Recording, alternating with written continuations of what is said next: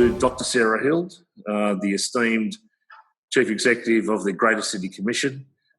Even greater now with Jeff Roberts as the chair, he keeps telling me. But welcome, Sarah. Hell of a gig. You're how many years in now? 4? But who's counting? Mark. Who's counting? My 3-year-old daughter, who's almost 4, who matches your development. 4 years in, looking back, you've now got a new commissioner. Lucy's left the building and Dr. Roberts has ascended to greatness. You've had a bit of a turnover recently of some of the district commissioners and the Environmental Economics Commissioner. So there's basically a state of change with GSC.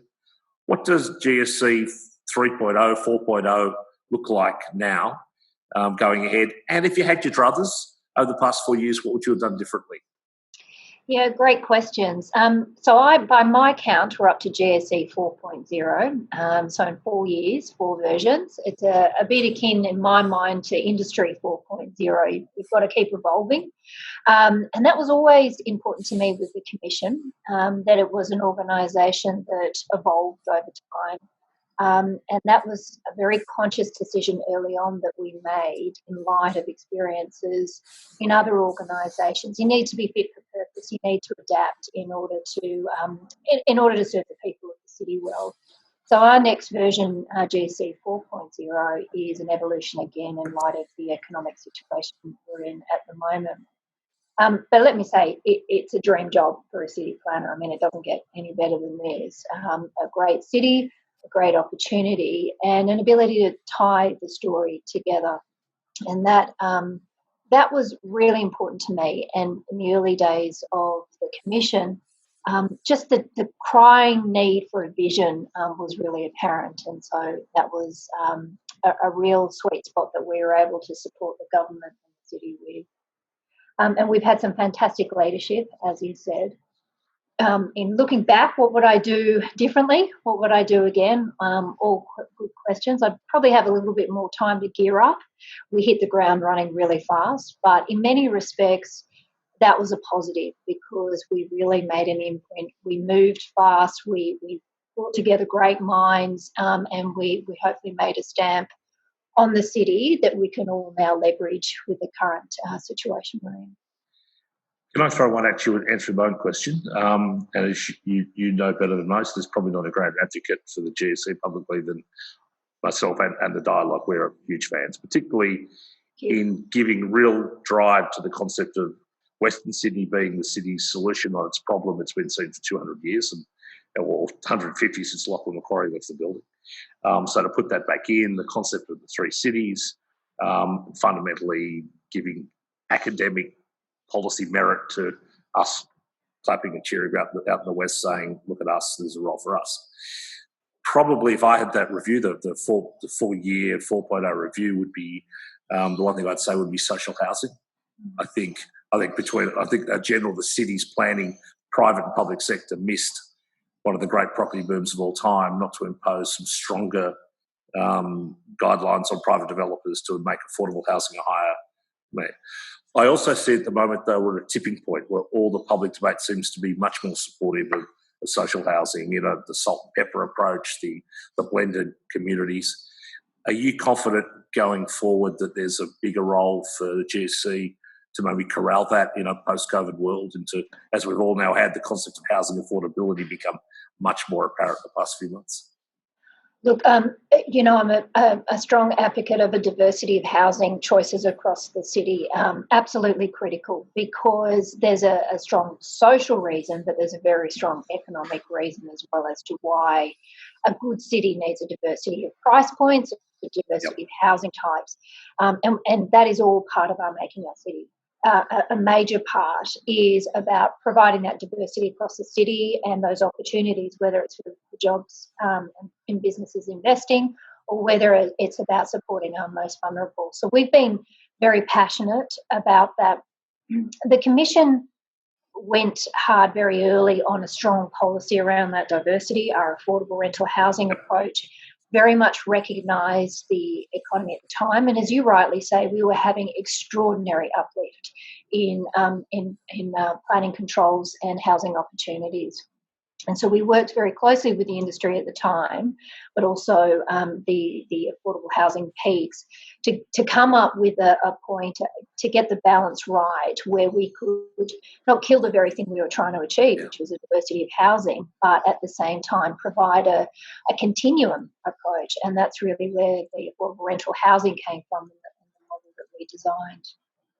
4 years on, we're in an interesting situation, and as always, the market cycles. This is a pretty extraordinary moment in time, though, and we are now reflecting on the need and the role that we have as part of that continuum. So we're working very closely with the DPI folk around property and housing and bringing that together has been a masterstroke, and us tying in our policy position. So we're working closely with them to come up with a holistic approach.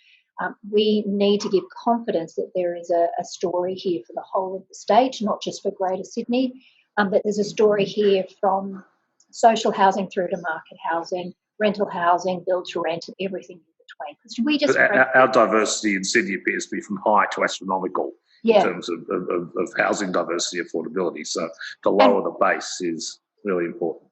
Absolutely, and frankly, Chris, we need more of everything. So we've all got a role to play in this.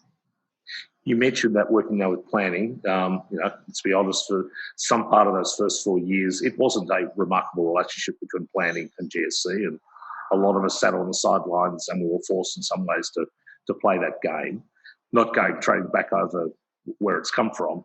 Your appointment now as both the DepSec of planning under Jim Betts, as well as being the CEO of the Commission, is that now we all deal with a single entity, a strategic planning approach that is across all of government. We don't have to pick favourites anymore. When Jim came into his role, he and I had a really good chat about how we would do things differently, how we would mark a change, and for the best. We'd heard people were confused between two planning authorities, who was doing what at what level, what were we involved with, and indeed, in our own right, between the department and the GSC, we were working all of that out. So me being a deputy secretary in a non-executive role in Jim's team has allowed us to tie together our work better, inform each other in a far more effective way, but also very clearly identify the roles of the organisations. And so GSC 4.0 is again an iteration of that story, and we've consulted very closely with Jim about our next directions. Great. And that, I think, credit to you, because that makes it much easier for the rest of the community. The other great thing you did was give community confidence back in planning. It's also no secret that when the final years of Labor got pretty ugly. It was a perceived or real, I don't care. The reality was people of Sydney had lost confidence in the planning department, made harder by some corrupt, inept local governments. One of the problems we face in the central city is that this bad design that came of bad governance. Are you confident now that the punters are prepared to go down the path of density because they have more confidence in the planning regime, or we still have more to do to bring everybody along on the journey? The hard truth of it is that in planning you never make everyone happy any of the time, because you're caught between so many different interests and factors. So it's an incredibly tough job. I mean, what crazy person would do it? I don't know, but it's an incredibly rewarding job because you get to make changes in the city which are really positive. So I've researched planning jurisdictions for years. Everyone is always asked to reform. Everyone's always asked to build confidence in planning. And there's no doubt that we can all do things better. We're all on a continuous journey. I think we've come a long way in explaining to people the vision for the city. And I'd just like to reflect, because this makes me very proud, but it always amazes me how important the vision is for people to see things and understand where we're heading with the city, how important that is to our citizens, to our politicians, to our stakeholders, to our members in state government. I was blown away just how important that was when we came in as the Commission, and how important that continues to be as we're building the Western City, as we're rethinking and building on our central city, and we're retrofitting in many ways our eastern city. So I think that's important. planning is a constant state of evolution, and I can't point to any planning jurisdiction in the world that's got it absolutely right. But I do think we've come a long way. And the old great cities, the Londons, are still regenerating, still replanning, and the same issues. Stick a gherkin next to an old terrace, and that's actually cool in London. They get away with some stuff. But well, it wasn't at the time, because I was there at the time, and I was consulted on the referrals as the borough next door. I mean, you know, I look back at it, it was radical at the time, but it was controversial as well. So we're taking much of our lead, as you know, from Western Sydney, our partners in East London, and it's a great model. Hey, the first 4 years of the dialogue, we're 5 years, you're 4 years, who's counting? The first 4 years of the commission were all about managing planning in a boom growth market. Yeah. So you'll be able to use momentum, head off excesses, turn north. The next 4 are probably not. They're going to be, and I know there's a strategic change for the commission in a way to be one of the recovery agencies of government, state government particularly. Western Sydney, some will talk about being the world's biggest Ponzi scheme based on immigration growth, residential construction, etc. And I'm personally a little concerned how we manage growth if that bubble is burst and the migration levels of permanent as well as students, 457s, tourists, that are all well down. How do you suddenly go a 4.0, which has the commission trying to stimulate growth rather than just trying to manage and control it as you have done since startup? I mean, the fascinating thing to me is in my working life, I have never experienced a situation like this, and never will, in terms of the economic shift and obviously the change in our lifestyles. The changes in levels of immigration and population growth worry me. Growth is a great problem for a planner to have, and we've certainly had that challenge over the last 4 years. We recognised very early on in this situation, I mean, we're only about 9 weeks in, but we recognised, Jeff and I, the need to pivot very quickly. And having our economic commissioner step now into the chief role, it's funny how the universe works, but the timing was just spot on. So we started to work very hard, talking to our counterparts internationally and nationally to understand what was happening, but to pivot. So our pivot now is to jobs, to the economy, and our next steps as a commission will be focusing on what we can do to support our economy get back on track. And it's going to be a long road. It's going to be tough. We need to work very hard on that. The positive is, though, Chris, we've got some of the best building blocks that we could imagine. Does the pivot to growth, include, and you came from a successful private sector background and distinguished family and planning, and probably I understand why I spoke about the need for confidence in planning originally, that it had to be a very much government-led initiative along with city deals, all the intergovernment play of last 4 years. Does the pivot to growth mean you're going to have to bring the private sector in closer to part of the decision making, that it hasn't been so much? Collaboration agreements are great with governments, but there's no private sector sitting in there. Do we see a nuance change now to a better partnership? So picking up on a couple of points there, bringing them closer, by my meaning, is understanding real time what's happening with businesses, with industry, what's attracting them, what do they need.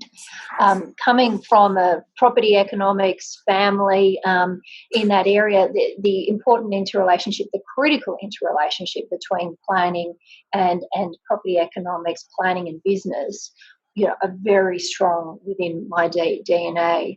And so I'm acutely aware of the importance to understand industry. And the truth is, when you're working inside government, you need to be constantly out listening and understanding what's really happening, what the pulse of the business sector is, the industry development sector is, to really shape things and to support them going forward. So we've got to get better at that.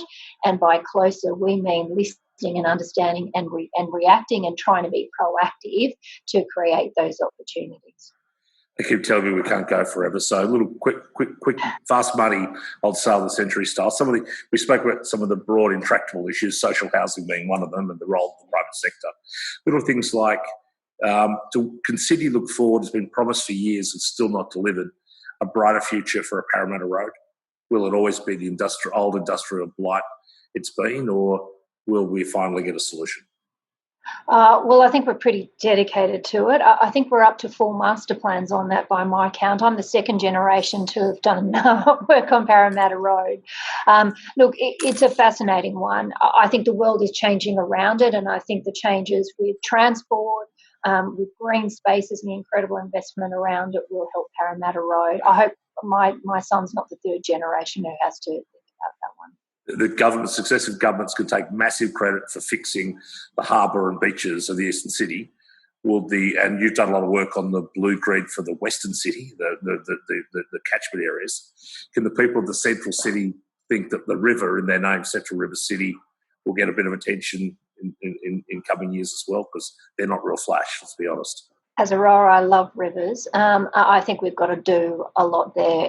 As you say, it's not called the Central River City for nothing. We've got 2 incredible rivers that can be connected by a rail corridor. That's a strong focus. And coming back to the Central City now, we're excited about that opportunity. Last one for you would be the constant challenge between densification of our city centres and the extension of broadacre land release on the urban fringe, which has been traditionally the Australian way, just keep going further. What's your heart tell you? Are you a natural urban densifier, or are you a parkland developer? I've got my personal preferences, but I know we need more of everything. We need a diversity of outcomes, and can't keep everyone happy any of the time, but we can sure provide a diversity of choice. My one thing, Chris, we've got to do it better quality, we've got to do it smarter, we've got to do it in a more sustainable way. That's where we're going to push hard now. Really good. Let's close with this has been an incredible transformational time through COVID. Businesses, the government, the agility to go digital so quickly. We are talking in the digital dialogue as we speak. The capacity for all of us to work from home, etc. It's made a lot of changes in not only structure but personally. At the back of this, how are you different as a mum, as a professional, as a citizen, as a planner? What's it do to you? How do you look at the world differently after the shock of COVID?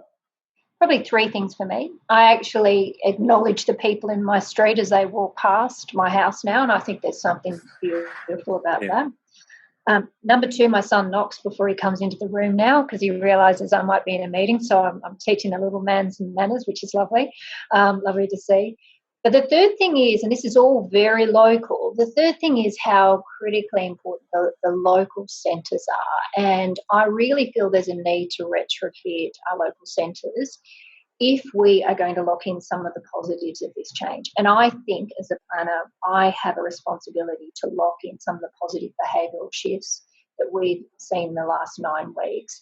And I think that's really exciting. I think there's a whole world of opportunity there, but it's a ground-up approach this time. Let me say, thanking you as well. I know I spoke to Lucy about this a few weeks ago. I know it's been a joint crusade of yours, and people like Natalie and others, and Mrs. Barker. The role the commissions play, particularly in women-friendly cities, safety is an issue in the role of women in planning, etc. Hopefully you're more confident 4 years in that you've recalibrated some of that. And the way you set up your youth advisory panel to bring, we're all sitting around as me, old blokes, and you, not so old, but deciding on the city they're going to inherit. So I think it's appropriate. We're doing the same with our Gen West initiative, trying to give young people a voice in a city that they think they'll never own property in. They have the right to be able to help be part of the city collective. So hopefully that's going well for you as well. I'm really proud of it. It's one of the things I'm most proud of. And gosh, they're smart, Chris. We're in good hands if our next gen's like that. I mean, they blow me away, but they keep it real too. So one of the best things I've done. Scary smart. We look forward to, I'm delighted the commission is still well and truly based solidly in the central city.